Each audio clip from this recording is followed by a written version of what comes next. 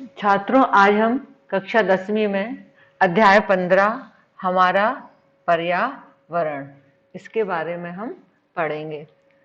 जैसे ही नाम से आपको मालूम है, हमारे चारों ओर का वातावरण, और ये पर्यावरण वाला जो पाठ है आप मिडिल क्लास से पढ़ते आ रहे हैं, और सामाजिक विज्ञान में भी आपने ये पढ़ा हुआ है कि हमारे चारों ओर जैव घटक और अजैव घटक दोनों पाए जाते हैं।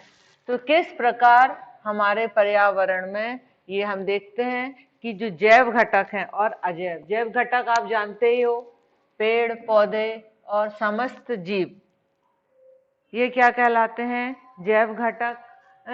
तो जैव घटक में आप बता सकते हैं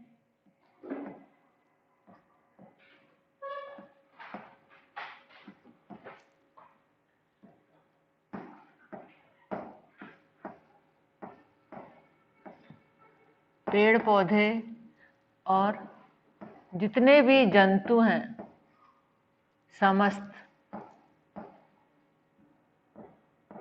समस्त जो जंतु हैं वो क्या हैं? जैव घटक। और जो अजैव घटक होते हैं,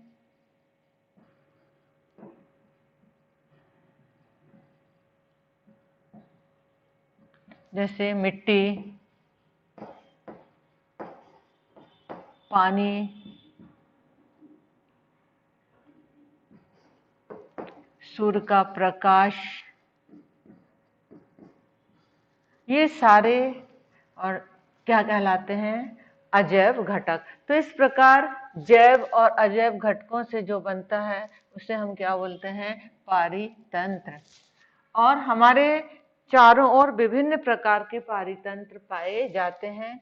कुछ पारितंत्र प्राकृतिक हैं और कुछ कृत्रिम हैं। जैसे वन अपने आप बन गया, तालाब, झील, ये सारे आप देख रहे हो यहाँ से यहाँ तक, ये सारे पारितंत्र कैसे हैं? प्राकृतिक। और जो मानव द्वारा निर्मित हैं वो हैं जैसे बगीचा, खेत, ये हैं मानव द्वारा निर्मित हैं, इसलिए हम इनको बोलेंगे कृत्रिम पारितंत्र।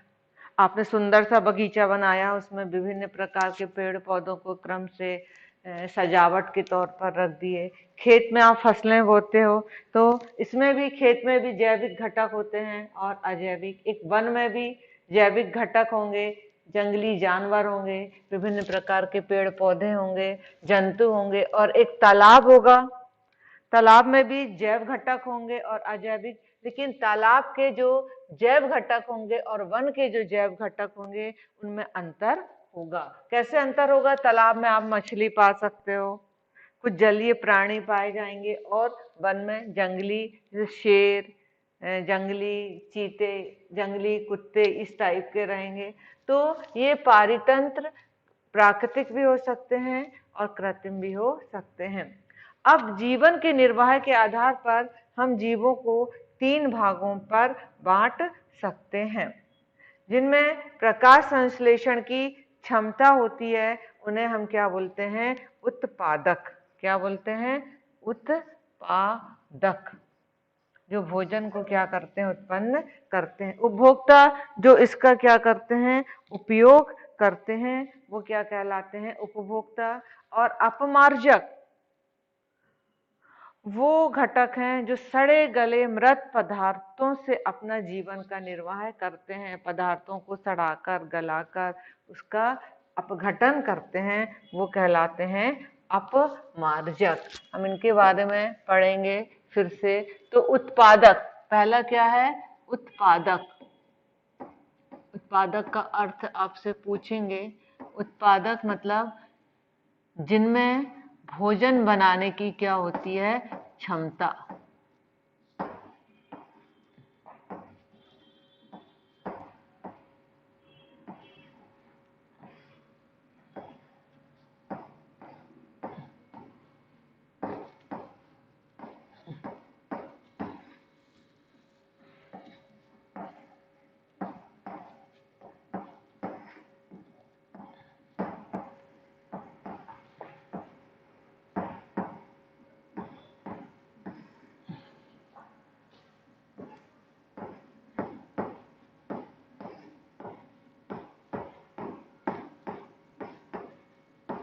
जिनमें प्रकाश संश्लेषण की क्रिया होती है। इसके उदाहरण हैं हरे पेड़ पौधे।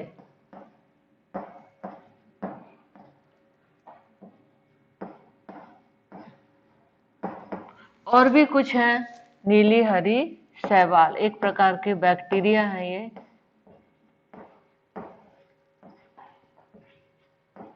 साइनोबैक्टीरिया भी कहते हैं। नीली हरी शैवाल, इनमें हरित लवक पाया जाता है और ये अपना भोजन स्वयं बनाते हैं। इनमें प्रकाश संश्लेषण की क्रिया होती है। इन्हें क्या बोलते हैं? उत्पादक।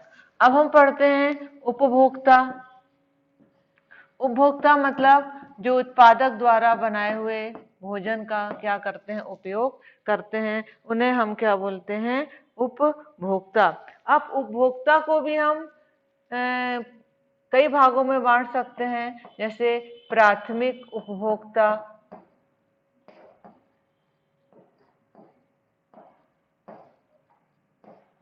जो केवल उत्पादक का उपयोग करते हैं। प्राथमिक उपभोक्ता मतलब जो शाकाहारी हैं, सिर्फ पेड़ पौधों से बने हुए उत्पादों को ग्रहण करते हैं, वो शाकाहारी।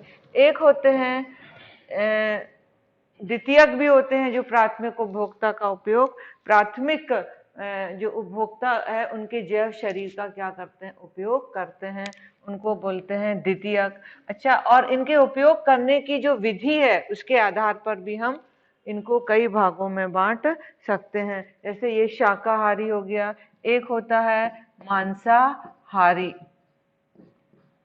ये द्वितीयक या तृतीयक उपभोक्ता हो सकते हैं। एक होता है सर्वाहारी। सर्वाहारी मतलब वो सभी चीजों का उपयोग करते हैं, जैसे कौवा है तो ये शाकाहारी भी है और मांसाहारी भी है। एक होते हैं परजीवी, जो दूसरों के शरीर पर रहकर अपना भोजन यापन करते हैं, उन्हें हम क्या बोलते हैं? परजीवी। तो इस प्रकार भोजन ग्रहण करने की विधियों के अनुसार उपभोक्ता को हम इन 4 भागों में बांट सकते हैं। तीसरा होता है अपमार्जक। अपमार्जक समझ गया, ये कुछ सूक्ष्म जीव हैं। यदि अपमार्जक ना हो तो क्या होगा? ये अपमार्जक सड़े गले मृत पदार्थों से अपना भोजन लेते हैं। अपमार्जक नहीं होगा तो कोई भी पदार्थ सड़ेगा नहीं, गलेगा नहीं, और प्रकृति में उस पदार्थ का क्या लग जाएगा? ढेर लग जाएगा। तो इस प्रकार हम देखते हैं कि किस प्रकार प्राथमिक से मांसाहारी सर्वा, इस प्रकार कैसे आहार श्रृंखला चलती है। हमने देखा कि प्रकृति में एक जीव दूसरे जीव से किस प्रकार भोजन ग्रहण करता है। तो हम जैसे हम पेड़ पौधों से भोजन लेते हैं तो एक चैन बन जाती है, उसको हम बोलते हैं आहार श्रृंखला। तो भोजन रूपी ऊर्जा की जीवों में क्रमिक रूपांतरण की श्रृंखला क्या कहलाती है? आहार श्रृंखला। आहार मतलब हमें भोजन से क्या मिलती है? ऊर्जा। तो ये कहना चाहिए ये ऊर्जा की भी एक श्रृंखला है। तो अलग अलग पारितंत्र होते हैं। एक जंग वन का पारितंत्र में अलग होगा, एक घास का पारितंत्र अलग होगा और एक तालाब का पारितंत्र अलग होगा।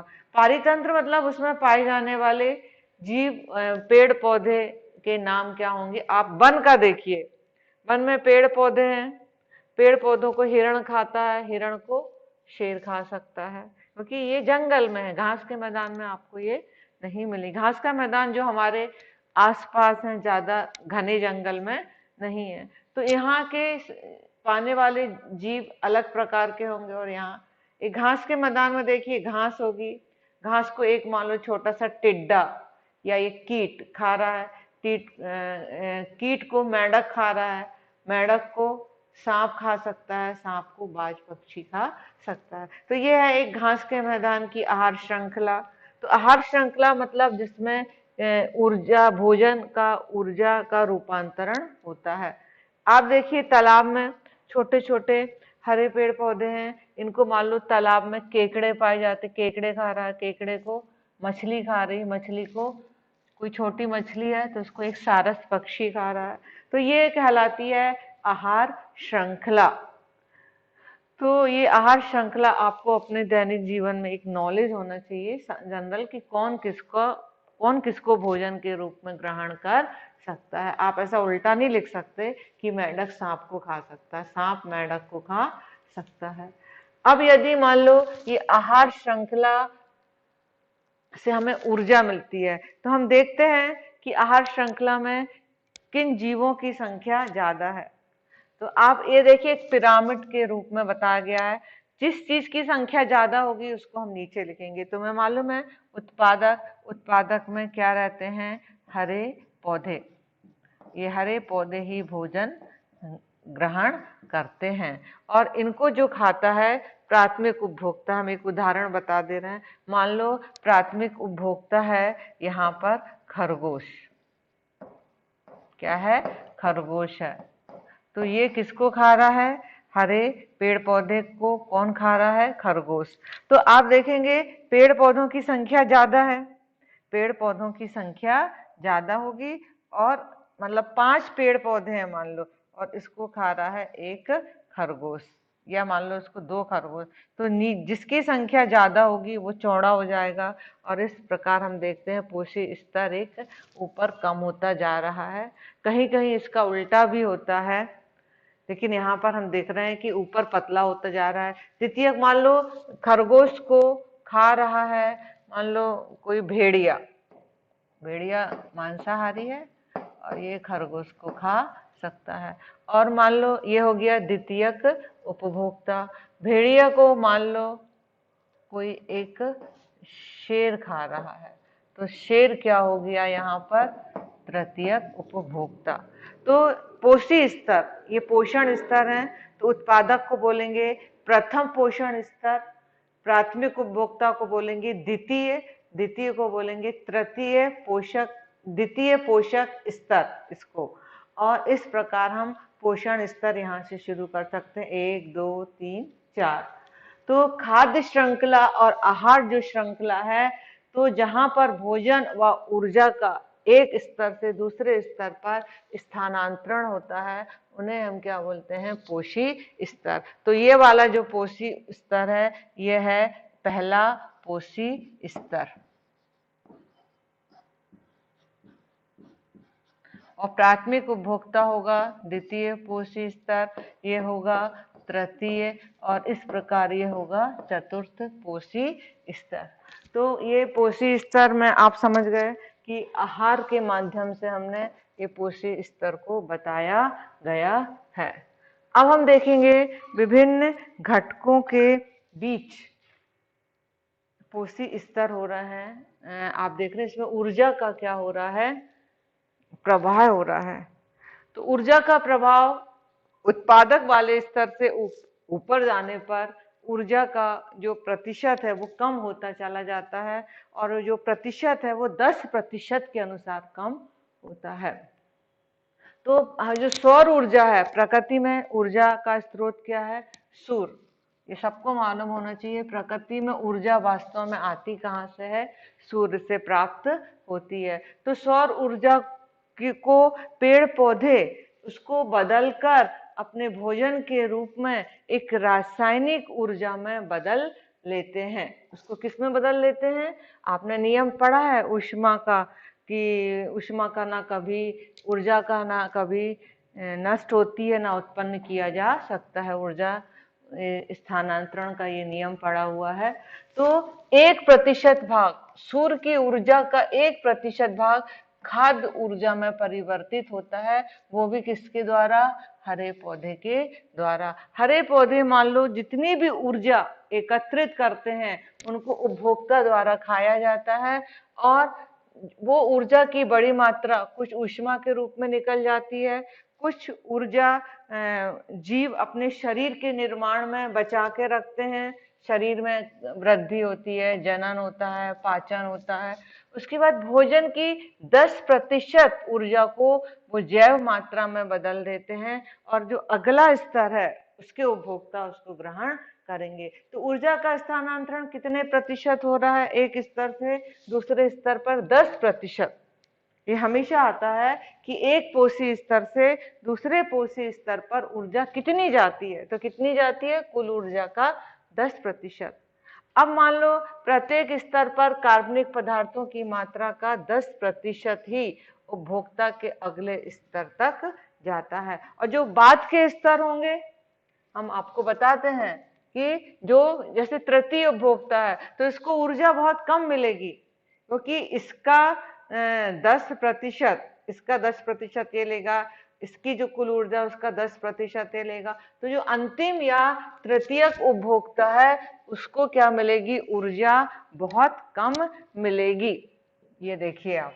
और आहार श्रृंखला यदि जितनी ज्यादा लंबी होगी तो ऊर्जा का कम मिलेगी, इसलिए आहार श्रृंखला या तो 3 या 4 चरण की होती है, कहीं कहीं 5 चरण की भी हो सकती है, कि जो बाद वाले पोषी स्तर हैं उनमें ऊर्जा की मात्रा बहुत ही क्या होगी?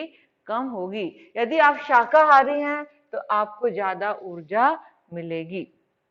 अब हम चलते हैं, नियम नहीं है कि हिरण को शेर ही खाएगा, पेड़ पौधों को खरगोश ही खाएंगे। कभी कभी क्या होते हैं, जो चीज जैसी उपलब्ध होती है तो एक खाद्य जाल बन जाता है। तो जो खाद्य श्रृंखलाएं हैं वो आपस में मिलकर एक जटिल पथ बनाती हैं और एक जाल बना लेती हैं।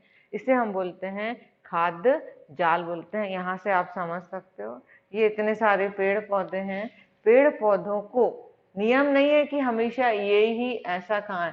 इस पेड़ पौधे को इस प्रकार हम देखते हैं, छोटे कीट खाते हैं, छोटे कीट, ये चूहा है, जो भी है सूक्ष्म जंतु, वो खा सकता है, खरगोश खा सकता है, खरगोश को ये भी खा सकता है, और आप यहाँ से देख सकते हैं ये भी खा सकता है। तो इस प्रकार ये ईगल जो बाज पक्षी है, ये सांप को भी खा सकता है, और सांप ये मोर के द्वारा भी खाया जा सकता है। तो इस प्रकार एक जाल बन गया है। क्या बन गया है? जाल बन जाता है। तो इसको हम क्या बोलते हैं? खाद्य जाल। और प्रकृति में ये खाद्य जाल पाया जाता है।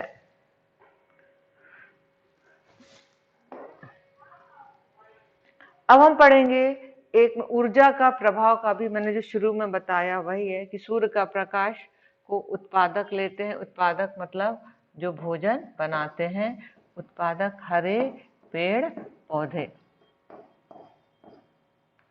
और इनको शाकाहारी, जो इनको सीधे खाते हैं उनको हम शाकाहारी कहते हैं। शाकाहारी के बाद जो लेंगे वो मांसाहारी, इनको भी जो खाएगा उसको क्या बोलेंगे? सर्वोच्च मांसाहारी। तो इस प्रकार ऊर्जा का ये प्रभाव देख रहे हो आप, ये कॉलम चौड़ा है, ये सकरा, फिर इससे सकरा। तो ऊर्जा का प्रभाव हमेशा निचले स्तर से ऊपरी स्तर पर कम होता चला जाता है। अब जैव आवर्धन क्या है? जैव आवर्धन आपने देखा है कि पौधों में हम कीटनाशक,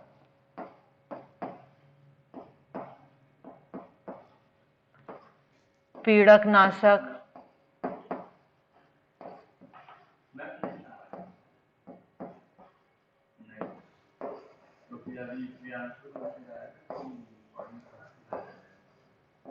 उर्वरक, या हम, तो जैव आवर्धन क्या है कि जीवों में कुछ हानिकारक रसायन होते हैं जो पौधों के माध्यम से खाद्य श्रृंखला के विभिन्न पोषण स्तर में प्रवेश कर जाते हैं, और वहां ये क्या हो जाते हैं? संचित होने लगते हैं। इसे हम क्या बोलते हैं? जैव आवर्धन।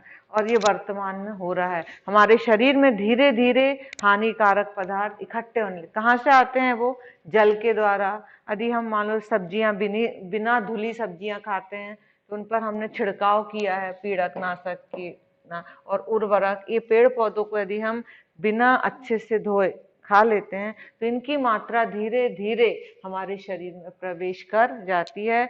हमारे शरीर में नहीं, सभी जंतुओं के, यहाँ तक कि तालाब में रहने वाली जो मछलियां हैं, जीव, वो भी कुछ, उनके शरीर में यदि ये पदार्थ हानिकारक इकट्ठे हो जाते हैं फिर उनकी मृत्यु का कारण बन जाते हैं। तो इस हानिकारक पदार्थ जो इकट्ठे होते हैं इसको हम क्या बोलते हैं? जैव आवर्धन। और ये बहुत नुकसानदायी होता है। तो ये हमें आहार श्रृंखला में के द्वारा पहुंचते हैं ये, इसके बाद इस पार्ट में कुछ महत्वपूर्ण प्रश्न हैं। खाद्य जाल और खाद्य श्रृंखला में अंतर लिखिए और शाकाहारी से आप क्या समझते हैं उदाहरण भी बतलाएं। धन्यवाद।